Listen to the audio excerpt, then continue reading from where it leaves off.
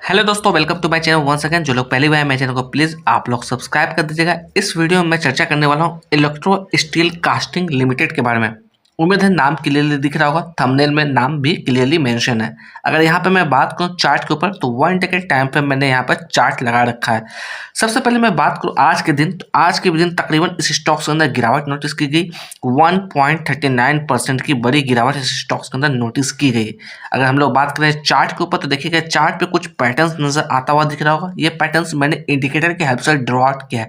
आप चाहते तो आप भी लगा के चेकआउट कर सकते हैं। मैं यहाँ पे डिस्क्लेमर ऐड ऑन करना चाहूँगा, मैं किसी भी तरह का बाय सेल की रिकमेंडेशन आपको नहीं दे रहा हूँ।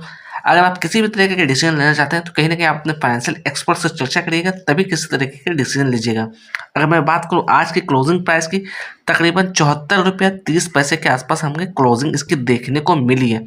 अगर समय में थोड़ा पीछे ले चल के मैं आपको दिखाने की कोशिश करूंगा क्या डाउन साइड में इसका सपोर्ट लेवल्स होना चाहिए। मैं सिर्फ और सिर्फ पॉसिबिलिटी की चर्चा कर रहा हूँ, किसी भी तरीके की मैं श्योरिटी की बात यहाँ पर नहीं कर रहा हूँ। मैं लेके आया हूँ आपको साल 2024 के अंदर मैं इस लेवल्स के आसपास की बात कर रहा हूँ। ये जो आप कैंडल देख रहे हैं, उम्मीद है आपको कैंडल क्लियरली दिख रही होगी। मैं इस कैंडल के आसपास की बात कर रहा हूँ, यानी कि मैं बात कर रहा हूँ जुलाई 2024 की। अगर हम लोग यहाँ पे बात करें, तो ये जो आप लेवल्स देख रहे हैं, ये जो रेजिस्टेंस लेवल्स देख रहे हैं, इसने इस लेवल्स को टच किया था जुलाई 2024 के अंदर। अगर रेजिस्टेंस वैल्यू की बात करें, तकरीबन 62 रुपीज़ के आसपास की वैल्यू आती हुई दिख रही थी।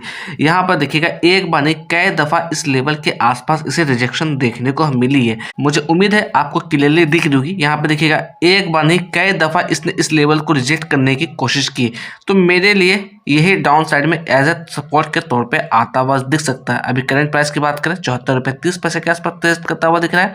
तो सपोर्ट लेवल्स की जो ये बात हो रही है, ये तकरीबन 62 रुपीज़ के आसपास आता हुआ दिख रहा है।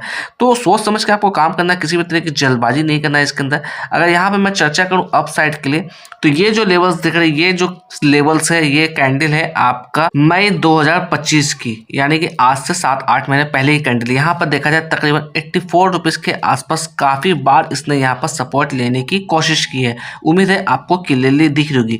तो अप साइड में रिजेक्शन लेवल्स यानी कि एज ए रेजिस्टेंस के तौर पे ये काम करता हुआ दिख सकता है।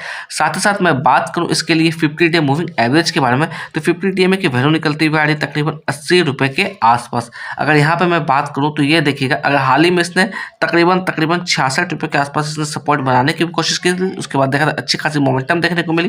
पिछले 3 दिनों से देखा जाए तो काफ़ी बड़ी गिरावट इसके अंदर नोटिस की जा रही है। अगर यहाँ पर मैं बात करूँ इसके लिए नेट प्रॉफिट को लेकर, तो क्वार्टर ऑन क्वार्टर बेसिस पे नेट प्रॉफिट के अंदर काफ़ी बड़ी गिरावट नोटिस की जा रही है।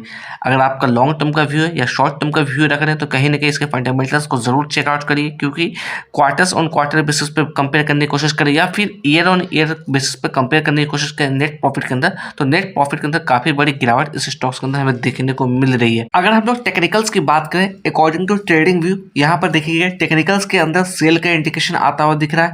14 ऐसे इंडिकेटर है जहाँ से सेल का इंडिकेशन मिल रहा है, 2 ऐसे इंडिकेटर है जहाँ से बाय का इंडिकेशन मिलता हुआ दिख रहा है। अगर यहाँ पे ऑसिलेटर की बात करें, तो ऑसिलेटर की तरफ से यहाँ पर देखिएगा न्यूट्रल का इंडिकेशन आता हुआ दिख रहा है।